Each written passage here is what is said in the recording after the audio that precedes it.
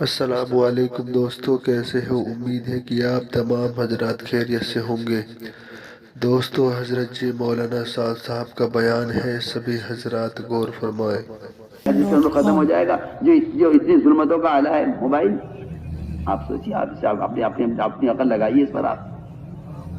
آپ پر تو یہ رواج آپ کے دماغ پر مسلط ہو چکا ہے، آپ کو سنتوں سے مناسبت ختم ہو رہی ہے، اور اب آپ رواج کے مؤید ہیں، سنت کے مؤید نہیں ہیں۔ حضرت فرماتے تھے جب اپنے رائے پر چلیں گے سنت کے دشمن ہو جائیں گے۔ ہم کھل کر آپ سے کہہ رہے ہیں، اس لیے قرآن ساتھ رکھیے، قرآن ہی میں دیکھ کر پڑھیے، قرآن کھول کر دیکھ کر پڑھیے۔ مسئلہ جائز ناجائز کا میں نہیں کہتا، میرے نزدیک تو ایک مسئلہ ہے کہ آپ پیشاب کے برتن میں پانی پینا جائز سمجھتے ہو، لیکن آپ کو پیشاب پینا کیسے لگتا ہے پیشاب کے برتن میں؟ آپ خود فیصلہ کیجئے، آپ کا دل کیا کہتا ہے، آپ کا ضمیر کیا کہتا ہے، بتائیے، آپ فیصلہ کیجئے۔ آپ کے برتن یہ بھی ہے، یہ بھی آپ پیجئے، پیشاب کے برتن میں پانی پی کے دکھلائیے۔ آپ کسی مہمان کو پیشاب کے برتن میں پانی پیش کر کے دیکھیے، آپ کیا ہنگامہ کھڑا ہوتا ہے، وہ مہمان کیا کرتا ہے آپ کے ساتھ، کبھی پلٹ کر آئے گا نہیں آپ کے گھر۔ آج آپ ان موبائل پر آپ قرآن کی توہین کر کے یہ سمجھتے ہیں کہ قرآن باقی رہے گا ہمارے پاس۔ آپ سوچیے تو صحیح میں کیا کہہ رہا ہوں۔ آپ مہمان کو پیشاب کے برتن میں پانی پیش کیجیے، جی برتن ہمارے یہاں دونوں طرح استعمال ہوتا ہے، پانی کے لیے پیشاب کے لیے بھی، بتائیے آپ، ہو سکتا ہے ایسا ممکن ہے؟ ہر کام کے لیے برتن ہے، یہ پیشاب کا برتن ہے، یہ کھانے کا برتن ہے، یہ پینے کا برتن ہے۔ ایسے ہی میں عرض کرنا چاہتا ہوں، یہ قرآن پڑھنے کا طریقہ یہ ہے، موبائل جس کام کے لیے ہے اس کام کے لیے ہے، قرآن پڑھنے کا طریقہ جو ہے وہ ایک الگ چیز ہے۔ آپ اس کو ان دونوں کو جمع کر کے کیوں آپ خوش ہو رہے ہیں، اور کیوں آپ اس کی کوشش میں ہیں کہ ایسا بھی ہو سکتا ہے؟ سوچئے اس کا آپ ذرا۔ قرآن پڑھتے پڑھتے جو تصویریں آ جائیں گی یا کوئی چیز آ جائے گی، میں کہتا ہوں کچھ نہ آئے، دیکھنے والے لوگ کہیں گے مسجد میں بیٹھ کر موبائل سے کھیل رہا ہے، حالانکہ آپ قرآن پڑھ رہے ہیں۔ تہمت کی جگہ سے بچے گا تو ویسے بھی حکم ہے، مگر کیا کریں؟ جب عقل خفت ہو جائیں اور سننے سے تعلق ختم ہو جائے تو پھر آدمی رواج کا داعی بنتا ہے، بجائے سنت اور صحابہ کے طریقوں کے داعی بننے کے پھر وہ رواج کا داعی بنتا ہے۔ مولیا صاحب فرماتے تھے رواج کے خلاف ہماری جنگ ہے، مولیا صاحب کا ملفوظ نقل کر رہا ہوں، رواج کے خلاف ہماری جنگ ہے۔ سنت کے احیاء رواج کی جنگ کو کہتے ہیں، اور اگر یہ بھی ہے یہ بھی ہے یہ بھی ہے تو سنتوں کو مٹانا ہے اور صحابہ کے طریقوں کو ختم کرنا ہے، اور کچھ بھی نہیں ہے۔ اس لیے ہم تاکید سے عرض کر رہے ہیں، اللہ کے راستے میں نکل کر قرآن کی تلاوت کا خوب اہتمام کرو، قرآن ہر ایک ساتھ رکھے۔ اب مجھے حیرت ہے، یہ گندا موبائل تو ساتھ لے جاتے ہو جماعت میں، جو تمہاری نماز کو، تمہارے ذکر کو، تمہاری تعلیم کے حلقے کو، تمہارے دعوت کی یکسوئی کو ختم کر رہا ہے۔ اب میسج آیا، پتہ نہیں کیا میسج آیا ہوگا، گھر میں کیا ہو رہا ہوگا، یہ تو گھر میں بیٹھا ہوا ہے۔ اگر جماعت میں نکلے یہ تاجر اور موبائل ساتھ لے گئے اور وہاں دکان کے حالات اپنے موبائل پر معلوم کر رہے ہیں، اور دکانوں کے میسج سیل اتنی ہوئی ہے، پیسے کم مال اتنا نکلا ہے، اگر یہ میسج آپ کے پاس آ رہا ہے، اللہ کی قسم آپ جماعت میں نکل کر تجارت کر رہے ہیں۔ اور حضرت عمر کا قول ہے کہ جو آدمی جماعت میں نکل کے تجارت کر رہا ہے، اگر وہ کافروں کے ہاتھوں شہید بھی ہو جائے تو اللہ اس کو شہادت کا درجہ نہیں دیں گے۔ میں حضرت عمر کا قول نقل کر رہا ہوں، آپ سن لیجئے سب کان کھول کر۔ جتنے یہ تاجر ان موبائلوں کے لے کے جاتے ہیں جماعت میں، اور وقت نکال کر اپنی تجارت کا کام موبائل پر کرتے ہیں، یہ سن لیں کان کھول کے سب۔ حضرت عمر کا قول میں نقل کر رہا ہوں، اگر یہ جماعت میں نکلنے والا، حضرت عمر کا قول میں نقل کر رہا ہوں، جو اللہ کے کلمے کو بیان کرنے کے لیے نکلا ہے، دین سیکھنے کے لیے نکلا ہے، دعوت اللہ کے لیے نکلا ہے، اگر اس نے نکل کر کوئی تجارت کی اور اس سے نفع بھی حاصل ہو گیا، اور اس نفع کو وہ اللہ کے راستے میں خرچ کرنے کا بھی فیصلہ کر لے کہ میں استعمال نہیں کروں گا، اللہ کے راستے میں خرچ کروں گا، پھر بھی اگر یہ دشمنوں کے ہاتھوں، کافر کے ہاتھوں قتل کیا گیا تو یہ مقتول ہے، شہید نہیں ہے، اللہ اس شہادت کو درجہ نہیں دیں گے کیونکہ اس نے خروج میں تجارت کی ہے۔ اور یہ آپ کو تو پتہ ہی نہیں ہے، آپ تو اس چکر میں ہیں کہ کسی طرح تبلیغ میرے مزاج کے اعتبار سے ہو جائے اور یہ اصول ختم ہو کر لوگوں کو چھوٹ دے دی جائے کہ ہاں بھائی جس طرح چاہو وقت لگا لو، کوئی بات نہیں ہے۔ آپ دیکھیں تو صحیح، ایک مدرسے سے 16 طلبہ کا اخراج ہوا ہے، 16 طلبہ جو علم سیکھنے کے لیے آئے، کہ موبائل نکلا ہے ان کو نکال دو مدرسے سے۔ خوشامدیں کی ان کے والدین نے، استاد کے پاؤں پکڑ لیے، اجی معاف کر دو بچے کو، اس کے برباد ہو جائے گا یہ، کہ نہیں جی نکلنے کا، اس کا اخراج کر دو. علم سیکھنے کے لیے آیا ہے، لیکن 16 طلبہ کا اخراج ہوا ہے مدرسے سے کہ نہیں ہو، داخلہ ہی نہیں ہوتا دوبارہ، کہیں جا کے پڑھو نہ پڑھو. آپ سوچیے تو صحیح، آپ نے کام کھیل بنایا ہوا ہے، آپ کہتے کوئی حرج نہیں ہے. اگر وہاں داخلہ ہوا ہے تربیت کے لیے تو یہاں خروج تربیت کے لیے. میری آپ سب سے درخواست ہے کہ اس شیطان کو بند کر کے رکھ دو، ورنہ میں اللہ کی قسم کھا کر آپ سے کہتا ہوں فرشتے پھٹکیں گے نہیں آپ کے حلقوں میں اگر یہ تصویریں آپ کے ساتھ ہیں. اللہ کے نبی صلی اللہ علیہ وسلم مکہ میں فاتحہ میں داخل ہوئے. سنو میں کیا قصہ سناتا ہوں تمہیں. تم تو ان تصویروں کو، موبائلوں کی تصویریں لے کر جلسوں کی اشاعت کر رہے ہو کہ ہم دین پھیلا رہے ہیں. تم دین نہیں پھیلا رہے ہو، تم حرام کام میں مبتلا ہو. تم کہاں سو رہے ہو؟ تصویر کا لینا حرام ہے، اور یہ بیچارہ اس چکر میں پڑا ہوا ہے، اس کا دماغ اس کے دماغ میں بیٹھا ہوا ہے کہ میں دین کی بات پھیلا رہا ہوں. دین کی بات نہیں پھیلا رہا ہے، یہ حرام کاری میں لگا ہوا ہے، اس کو گناہ مل رہا ہے. آپ صلی اللہ علیہ وسلم مکہ مکرمہ میں فاتحانہ داخل ہوئے.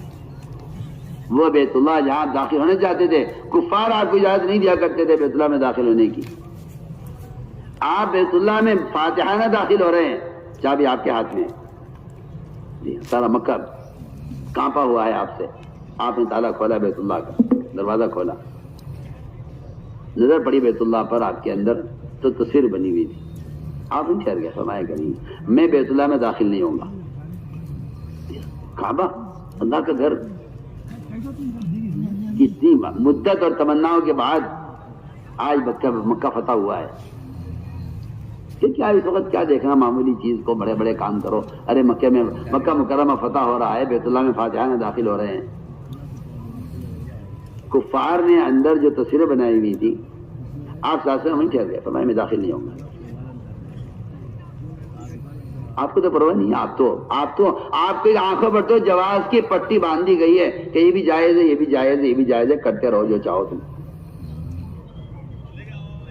آپ نے کبھی سنت کو اٹھا کر دیکھا نہیں ہے نا. آپ تو تعویلیں کرتے ہیں نا جھوٹی، تاکہ حرام چیزیں حلال ہوں اور فساد کی چیزیں امت میں عام ہوں. اس لیے آپ اس چکر میں پڑے ہوئے ہیں کہ کہیں دلیل مل جائے جواز کی. آپ صلی اللہ علیہ وسلم بیت اللہ کے دروازے پر کھڑے ہو گئے، اندر داخل نہیں ہوئے.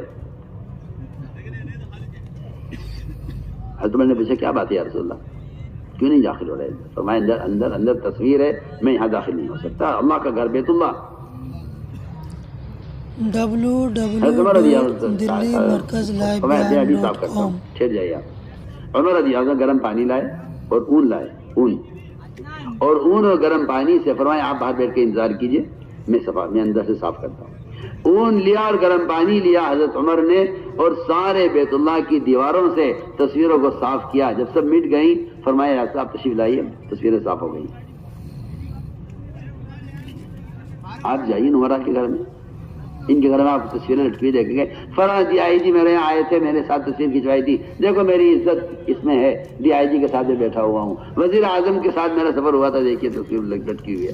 تیرے گھر میں فرشتے نہیں آتے تو عامروں کے چکر میں پھر رہا ہے، کسی نے خیر کیا ہے. تیرے گھر کو شیاطین نے اڈا بنایا ہوا ہے، فرشتے تیرے گھر میں پھٹکتے نہیں ہیں. تو کس چکر میں ہے، کس خیال میں؟ میں کچھ کہنا چاہتا ہوں آپ سے. میں کیا کہوں آپ سے؟ مسلمان دین کو خود مٹا رہا ہے. جو دین کا علم بردار ہیں انہی کی زبان سے آپ وہ جملے سنیں گے جس سے جو دین کے بالکل خلاف ہوگا. آپ کہیں گے کیا کریں، مجبوری ہے تو اس کی ضرورت ہے. اس لیے ہم تاکید سے آپ سے کہہ رہے ہیں کہ اللہ کے راستے میں نکل کر قرآن اپنے ساتھ رکھو، قرآن میں دیکھ کر پڑھو. جس میں آتا ہے کہ جو اللہ کے راستے میں نکل کر 1000 آیت تلاوت کر لے، اللہ تعالیٰ اس کا نام انبیاء، صدیقین، شہداء، صالحین کی جماعت میں لکھ دیتے ہیں. یہ حدیث، یہ صرف جماعت میں قرآن پڑھنے کی ہے. اگر آپ بیت اللہ میں بیٹھ کر پوری زندگی بھی تلاوت کر لیں تو یہ فضیلت حاصل نہیں ہوگی. یہ فضیلت صرف اس کے لیے ہے جو اللہ کے راستے میں نکل کر تلاوت کرے. کیوں؟ یہ فضائل اس لیے ہے جماعت میں نکل کر حرم سے زیادہ، حرمین کی آواز سے زیادہ ثواب اس لیے ملے گا کیونکہ خروج کے ساتھ جو اعمال ہوتے ہیں اس سے عمل زندہ ہوتا ہے، اعمال متعدی ہوتے ہیں. اس لیے بات بالکل واضح ہے قرآن حدیث کے اندر کہ اللہ کے راستے میں نکل کر جو عمل کیا جائے گا اس عمل کی فضیلت حرمین سے زیادہ ہوگی. صاف روایتوں کے اندر فضل اللہ مجاہدین القائدین اجر عظیمہ، اللہ کے راستے میں نکل کر عمل کرنے والوں کا درجہ بے اکثر عمل کرنے والوں سے اونچا ہے.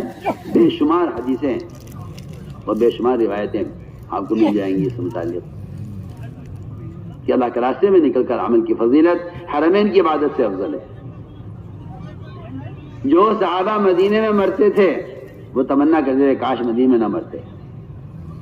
صحابی کی وفات مدینے میں ہوئی، آپ نے فرمایا کاش یہ اللہ کے راستے میں مرتا. روایت ہے ایک بچی اپنے باپ کے جنازے پر رو رہی تھی. لوگوں نے تسلی دی بچی کو، کہا دیکھو بیٹی رو مت، دنیا سے سب کو جانا ہے. کہ نہیں وہ تو سب کو جانا ہے، میرا موت پر یقین ہے. میں اس پر نہیں رو رہی کہ میرے باپ کا انتقال ہو گیا، میں اس پر رو رہی ہوں کہ میرا باپ مدینے میں کیوں مرا. آپ دیکھیں تو صحیح صحابہ کے بچوں کا کیا جذبہ تھا. لوگ سمجھے باپ کے فراق میں رو رہی ہے. بچی نے کہا میں باپ کی فراق میں نہیں رو رہی ہوں، مرنا سب کو ایک دن ہے، موت پر یقین ہے. مجھے رونا اس پر آ رہا ہے کہ سب تو مرے ہیں اللہ کے راستے میں، یہ میرا باپ مدینے میں مر رہا ہے، مجھے اس پر مجھے اس کا غم ہے. سوچیے آپ، ایسا جذبہ تھا نکلنے میں. تو میں نے عرض کیا کہ خروج میں کے فضائل حرمین کی عبادت سے اللہ کی قسم بدر جہاں افضل ہیں. اور یہ آپ ذہن سے نکال دیجئے اس بات کو کہ وہ قتال کے لیے تھی. یہ بات اس کا قتال سے کوئی تعلق نہیں ہے. میں صاف بات کہتا ہوں، بالکل اس کے قتال سے کوئی تعلق نہیں ہے. قتال ایک عارض ہے، قتال عارض ہے، دعوت مستقل ہے. اس لیے خروج کے جو فضائل ہیں وہ مستقل کے فضائل ہیں. قتال ایک عارض ہے، اکثر ہوا پیش آیا، اکثر پیش نہیں آیا، اکثر پیش نہیں آیا. سب سے بڑی جماعت جس غزوے میں نکلی ہے تبوک میں، اس میں بھی قتال نہیں ہوا. نکلنے کی جو غرض تھی دین کو قائم کرنے کے لیے، اللہ کے کلمے کو بلند کرنے کے لیے، اللہ کے بندوں کو منکرات جماعت سے نکال کر عمل کے راہ میں لانے کے لیے، یہ نکلنے کی غرض تھی.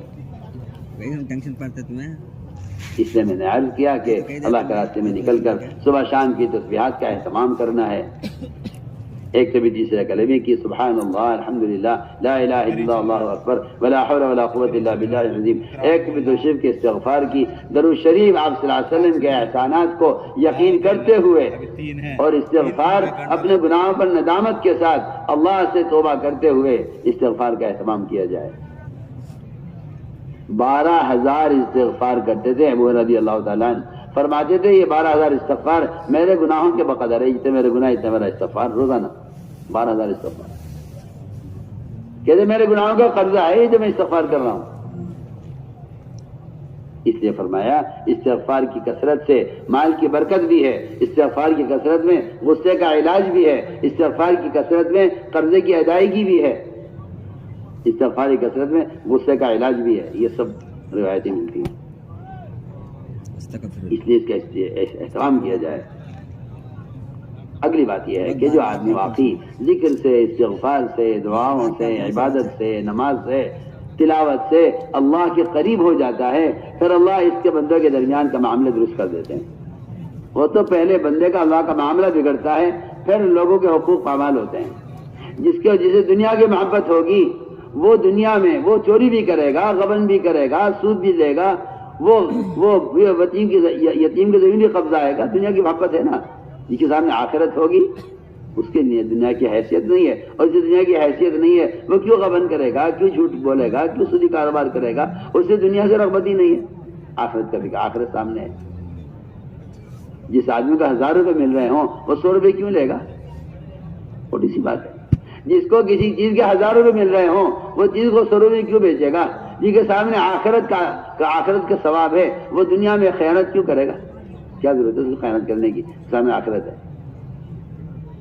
اس لیے ہم نے عرض کیا کہ جو آدمی اپنے اللہ کے درمیان کا معاملہ کو درست کر لے گا عبادات کے راستے سے، اللہ اس کے بندوں کے درمیان کے معاملات کو درست کر دیں گے. بس جماعت میں نکل کر خدمت کرنے کا جو مقصد ہے وہ اکرام کی مشق کرنا ہے. خدمت کرنا اسی کی اکرام کی مشق کرنا ہے. اکرام کی مشق کیسے ہوگی؟ خدمت سے. جماعت میں نکل کر اجنبیوں کے اکرام، ہم ان کو جانتے نہیں ہیں کون ہیں، ان کے لیے پانی بھر کر رکھ دیا، ان کے لیے کھانا پکا دیا، ان کے لیے آگ جلا رہے ہیں، ان کے لیے صفائی کر رہے ہیں، جی ہاں، ان کے لیے برتن دھو رہے ہیں. ہمیں تو معلوم نہیں کون ہے. ایک جماعت میں کئی صوبوں کے لوگ ہوتے ہیں، ایک جماعت میں کئی ملکوں کے لوگ ہوتے ہیں. اللہ نے دعوت کا کام ایسا دیا ہے کہ اس دعوت کے کام نے امت کے درمیان کے طبقاتی فرق کو ختم کر دیا، ورنہ امت بڑھ چکی تھی. ایک رنگ والے الگ، اس رنگ والے الگ، زبان والے الگ، زبان والے، غربا الگ، عمرا الگ، مالدار الگ، فقیر الگ. اس کام کا سب سے بڑا اعجاز ہے یہ، اور اس کام کا یہ سب سے بڑی کرامت ہے، اور یہ اس کام کی سب سے بڑی خیر ہے کہ امت کے درمیان کے طبقاتی فرق کو اس کام نے ختم کیا ہے. اب دیکھیے بیرون کی جماعت دیکھے تو حیرت ہوتی ہے. تم کہاں سے کہ روس سے آئے، تم کہاں سے کہ امریکہ سے آئے، تم کہاں کہ افریقہ سے آئے، تم کہاں کہ ہم عرب سے آئے، تم کہاں کہ ہم سعودیہ سے آئے. ایک جماعت 15 آدمیوں کی، 15 ملک کے لوگ، زبانیں الگ، رنگ الگ، مزاج الگ. یہ ہے، اسے کہتے ہیں امت کا جمع ہونا، اسے کہتے ہیں امت کا جمع ہونا. مگر میں کیا عرض کروں آپ سے،